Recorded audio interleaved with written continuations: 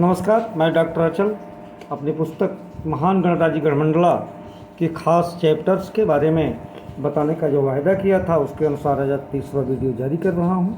फिर आपको याद दिला दूं कि अगर जो इस जानकारी को आप निरंतर पाना चाहते हैं, सारे एपिसोड्स या मेरी सारी किताबों के बारे में जानना चाहते हैं, तो बेल आइकन दबा करके और चैनल का नोटिफिकेशन प्राप्त करें, सब्सक्राइब करें।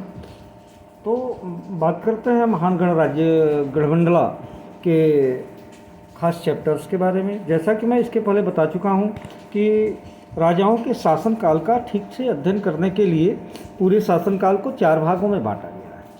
तो आज हम इस क्रम में बात करते हैं कि गढ़ा राज के संस्थापक राजा धानु पांडा, धारू शाह या नागदेव की, जिनका शासनकाल 55 वर्ष माना गया है और 327 के लगभग इन्होंने गढ़ा राज्य की स्थापना की थी।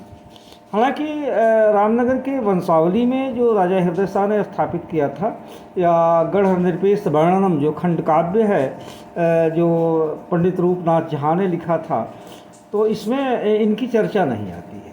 यहाँ से शुरुआत यादव राय से की जाती है।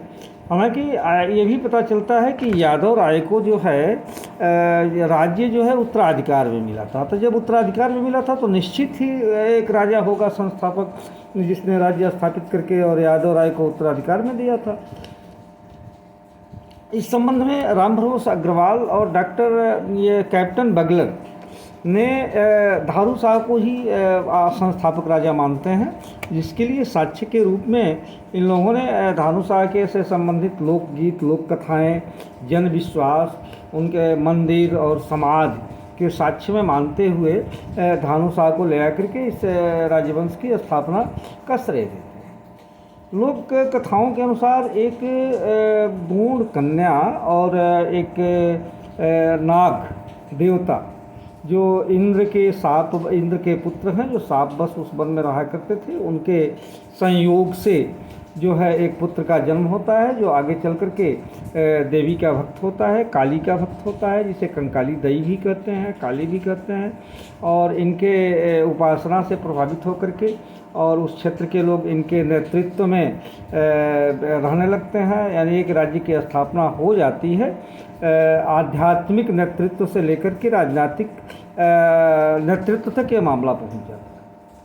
और ये इस कथानक को हम इस तरह देख सकते हैं कि सूर्यवंशी, चंद्रवंशी, नागवंशी, अग्निवंशी अनेक राजवंशों की कथाएं इसी तरह से हैं कि ब्राह्मण कन्या और ब्राह्मण की विधवा कन्या और चंद्रमा के सहयोग से जो है चंद्रवंश की उत्पत्ति हुई।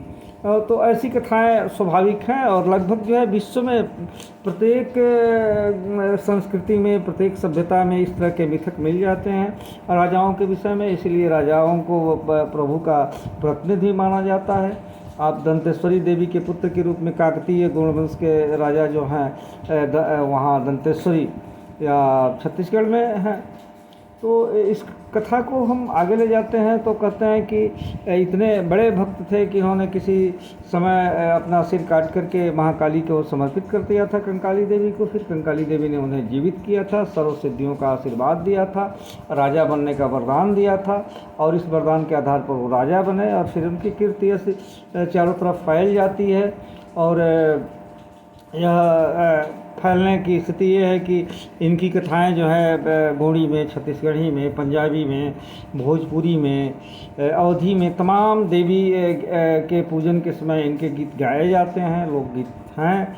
और दूसरा एक प्रमाण मिलता है कि गढ़ा के रंगरीज घाट यानी मंडला के रंगरीज घाट मोहल्ले में एक काली मंदिर है, जहां धानु पंडा के बलिदान और पुनर्जीवित होने का स्थान माना जाता है, ऐसी लोक मान्यता है। इसके अलावा मिर्ज़ापुर ज़िले में उत्तर प्रदेश के वो काली खो मंदिर विंध्याचल में है। काली खो मंदिर से लगभग 50 मीटर 100 मीटर की दूरी पर धानु पंडा को ध्यानु भगत की समाधि है। और संयोग से संयोग क्या प्रायोजित तरीके से काली मंदिर जो है उसके ठीक सामने गोंडवाना का राज चिन्ह, शेर के पंजे में हाथी की भी उपस्थिति आज भी है। तो इस तरह से इस कथानक को धानु पंडा के होने में कोई संदेह नहीं है। भले ही उस समय आदिम में और कोई रिकॉर्ड ना हो, कोई चीज़ें ना हो, लेकिन तो मिथकों में और लोक कथाओं में भी इतिहास के अंश छुपे होते हैं। अब अध्ययनकर्ताओं के ऊपर निर्भर करता है कितना गंभीरता से, कितना गहराई से उसको लेते हैं। इसी आधार पर तमाम मिथकीय ग्रंथ पूरे विश्व में मिथक हैं, और उन मिथकों के आधार पर राजवंशों की स्थापना की बात की जाती है। तो इस तरह से इस संदर्भ में हम आगे चलते हैं तो कैप्टन वार्ड 1844 में जो अपना अध्ययन किए थे, धानुषा के विषय में कुछ अलग तरह की व्याख्या करते हैं। उनके कहने का तरीका ये है कि राजा वेणु के वंश में, राजा वेणु एक वो पौराणिक चरित्र है, राजा वेणु के वंश में एक भुआ राव नाम के राजा हुए, जिनके 3 पुत्र धारुषा, धुरंधर शाह, महिपत हुए, जिसमें राज्य बंटवारे में बड़े पुत्र धारु को जो है गढ़ा मिला, धुरंधर को छत्तीसगढ़ और महिपत को देवगढ़ मिला। इसका आधार क्या है, इसका उल्लेख जो है नहीं करते हैं, लोक कथा भी कोई खास इस तरह की नहीं मिलती है, लेकिन फिलहाल ऑन रिकॉर्ड जो है कैप्टन वार्ड के अपने शोध पत्र में इस बात की चर्चा है। रामभरत अग्रवाल ने संपर्क किया था दमोह में सिलापरी गांव में, इस वंश के कुछ वंशज उनसे संपर्क करने के बाद 1961 में पाया कि वो लोग भी अपने आप का, अपने मूल वंशज को, मूल आदि पिता जो है उनको धानुपंडा को ही मानते हैं, धानुषा को ही मानते हैं।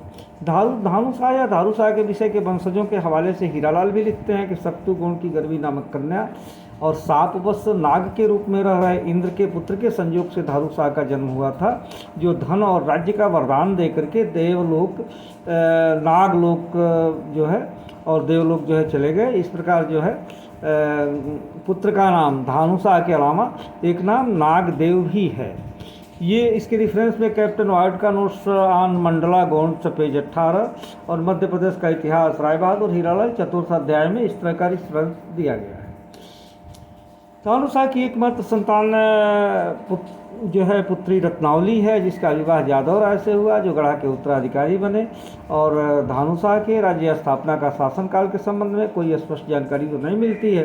कुछ विद्वानों ने 10 वर्ष शासन माना है, कुछ ने 55 साल माना है, परंतु उत्तराधिकारी जादव राय का राज्यारोहण का काल जो है स्लीमैन ने 382 और झा ने 158 माना है। धानुषा का शासनकाल 10 वर्ष माना जाए तो क्रमशः 148 और 372 होता है।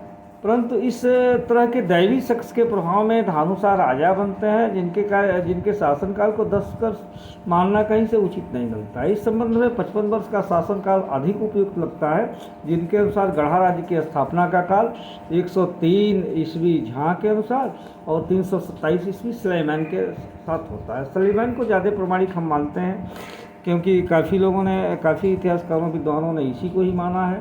इस प्रकार गढ़ा राज्य के आदि पुरुष जो हैं धानुपंडा ही हैं, जो प्रमाणिक रूप से कहा जा सकता है।